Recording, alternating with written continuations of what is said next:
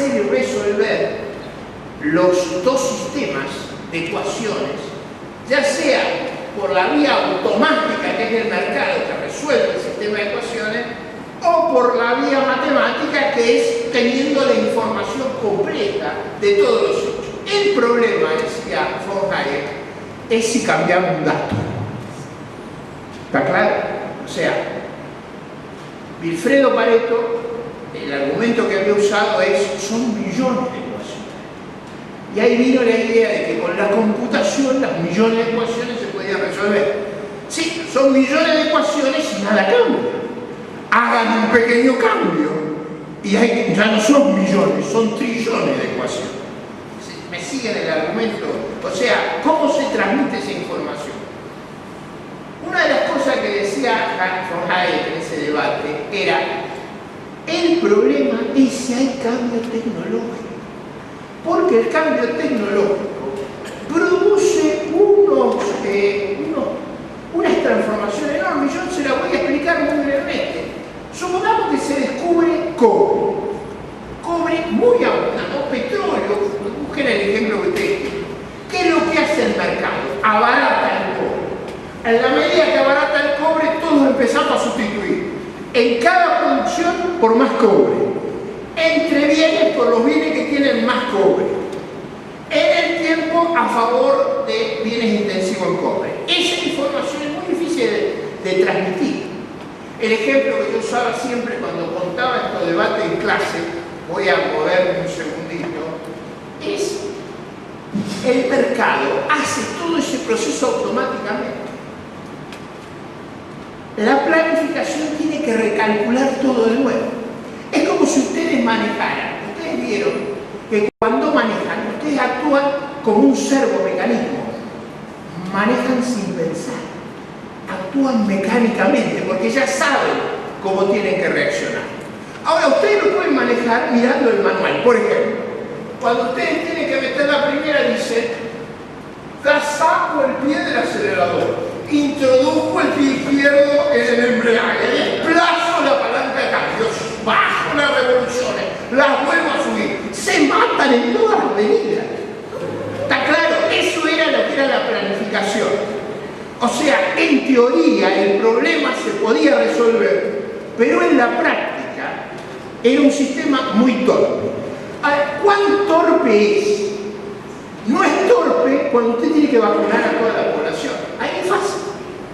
No es torpe cuando usted tiene que revisar a toda la población. Ahí es fácil. No es torpe si usted le tiene que hacer cola y silla a los estudiantes. Si usted dice, estudiar, o el campo de concentración, le puedo asegurar que todos estudian 14 horas. Eso es fácil.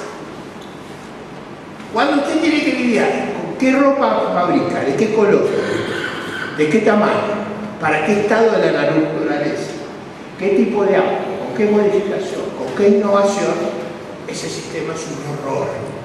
Ahora, es un horror en un sistema estático. Métanle cambio tecnológico y colapsan.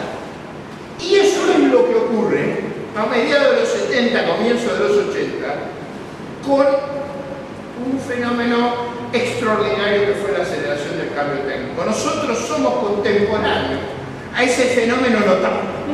¿Qué fue el cambio técnico? La civilización digital, la revolución en las comunicaciones, la revolución en la electrónica, la revolución del software. Cuando comenzó esa revolución, en la velocidad, la aceleración del cambio técnico, produjo un rezago dramático, no solo en los bienes de consumo, en la agricultura, la revolución biotecnológica. Era inaccesible todos esos temas al sistema de planeamiento. Cuando Reagan dice, y como si esto fuera poco, ahora me voy a preparar para la guerra de la galaxia, dije, bueno, esto ya, si hemos sacrificado 60 años a la población y ahora el desafío es que tenemos que hacer una enorme inversión, que no tenemos los recursos, porque somos muy improductivos, el sistema colapsó. Y esa es la razón de por qué colapsa. Ustedes observaron que es el primer colapso de un sistema político y económico prácticamente sin muerte. Colapsaron por vergüenza, colapsaron porque sabían la naturaleza de su fracaso, colapsaron avergonzados de la catástrofe de colosales dimensiones que le habían impuesto a la humanidad. Esa es la verdad histórica, eso es lo que ocurrió, eso es lo que está ocurriendo hoy en Cuba también, un colapso de dimensiones catastróficas. La Revolución Cubana se hizo para terminar con la prostitución y los vejames. Nunca hubo más prostitutas y jineteras que ahora, porque ha sido la prostitución la forma en que ha recuperado divisas. Ese mecanismo de degradación es lo que colapsó hace 20 años. Pero hubo otro problema, que es muy fácil de ver. Hay dos películas que si no han visto, yo les sugiero ver porque relatan. Una es Goodbye Lenin. Goodbye Lenin es la historia de cómo se fabricaba un mundo que no existía. Y la otra es la vida de los otros, la Stasi. La Stasi era el servicio secreto de la Alemania Oriental. Vivían espiando a los demás, vivían en esa atmósfera obsesiva de estar escuchando a los demás. Bueno, nosotros acá también tenemos lo que les gusta las escuchas, pero eso es otro. Y no son comunistas precisamente, pero bueno, es un vicio que es universal, que necesita una actitud cultural. Cuando usted tiene esos vicios no hay arreglo posible, pero es un vicio desgraciado que nos ocurre a veces en la vida moderna. ¿Cuál fue el otro gran vicio? Muy bien analizado por un teórico yugoslavo, Milovan Djilas, la creación de una nueva clase. Lo que terminó de desmoralizar el sistema es la existencia de una clase privilegiada, que era la nomenclatura. No era la clase a la que se llegaba por acumulación de riqueza, la clase que se llegaba por innovación, ¿no? Por descubrimiento, no. Era la clase que se construía repartiéndose privilegio entre los que ejercían el poder. Y esa sensación de que toda la idea del igualitarismo era una gran mentira a favor de esa estructura privilegiada fue carcomiendo la propia confianza y autoestima de los líderes. Cuenta Boris Yeltsin, en uno de sus discursos, que cada vez que él agarraba de su casa hacia el Kremlin, todos los semáforos se ponían verdes. Y él decía, yo me daba cuenta que eso era muy enfermo. Todo el sistema funcionaba para darle un nivel de vida especial a esa nomenclatura que hacía el privilegio del sistema. Entonces, para resumir y ya ir terminando, el sistema colapsó por el grado de escasez.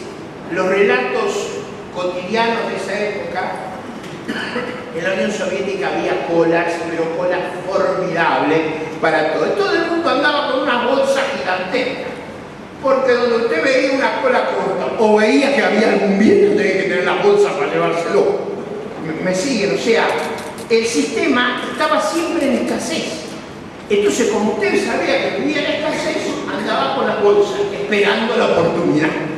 Es esa realidad desgasta, deprime y nos vuelve a todos mentirosos. Todos tenemos que mentir. Yo el otro día estuve en una conferencia en Canadá con uno de los comandantes del Frente Sandinista de Liberación Nacional, y él hacía un relato sobre la experiencia cubana, principal comandante, y él decía la tragedia, después de haber pasado 20 años peleando en la montaña, es que he descubierto que era una gran mentira. Y esa tragedia, esa gran mentira, está en el corazón de lo que uno ve en el comportamiento de todas las élites que gobiernan. El otro gran problema era la enorme dificultad de obtener un retorno a la inversión razonable. Se hacía un enorme esfuerzo de ahorro e inversión, pero se obtenía un bajo resultado. ¿Cuál era el problema? Es un problema que von Mises planteó con mucha claridad muchos años atrás. Al no haber propiedad, al no haber propiedad privada, al no haber apropiación de los resultados, al no haber tasas de interés, era muy difícil saber cuál proyecto de inversión era conveniente. Entonces eso producía producía una enorme escasez de capital a pesar de una enorme tasa de ahorro y sobre todo producía una bajísima productividad que se veía agravada por un problema final que yo quisiera mencionarle, que es el problema de los incentivos. ¿Cuáles eran los incentivos? En un régimen tan represivo como ese, lo único que a usted le interesa no es hacer las cosas bien, es cumplir con la orden. Si la orden es disparatada, otra que obedece a la ley. Si la orden es disparatada, usted no la puede inspeccionar ni revisar.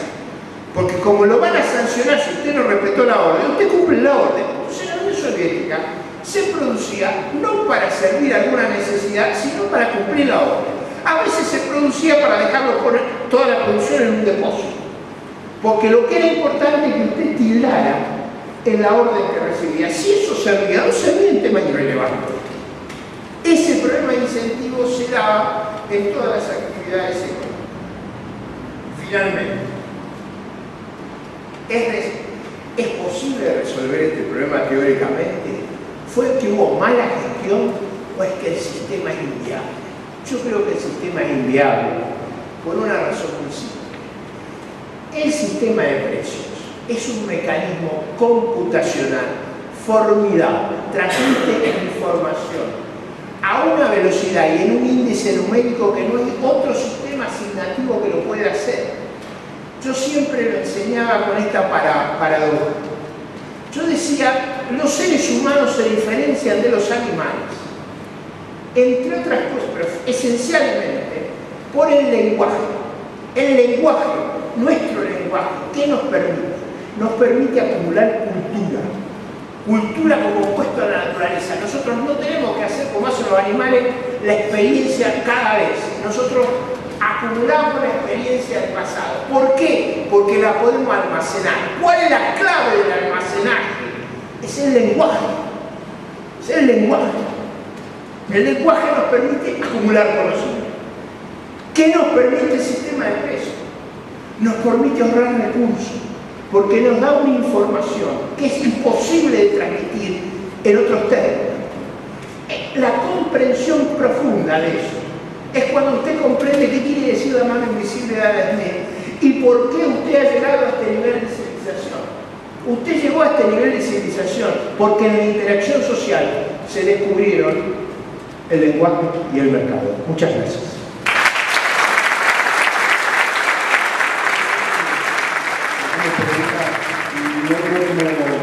No pedimos preguntas por escrito, así que las personas que se animan a consultar algo de manera oral, ese es el mecanismo elegido, y los que quieran hacerlo con micrófono, tengo acá, así que levante la mano y que quiera preguntarle algo a alguien, lo hace. Si no, vamos a la segunda parte. Allá, a ver, el hijo de Marco.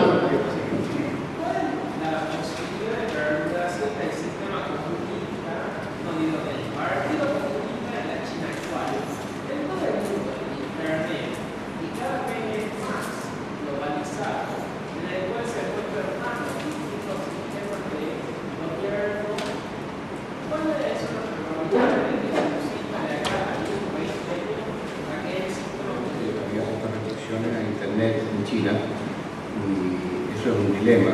Yo no tengo la respuesta. Aparentemente lo que los chinos, el régimen quiere evitar son todas estas redes que pueden producir revueltas, que a través de internet se han producido ya.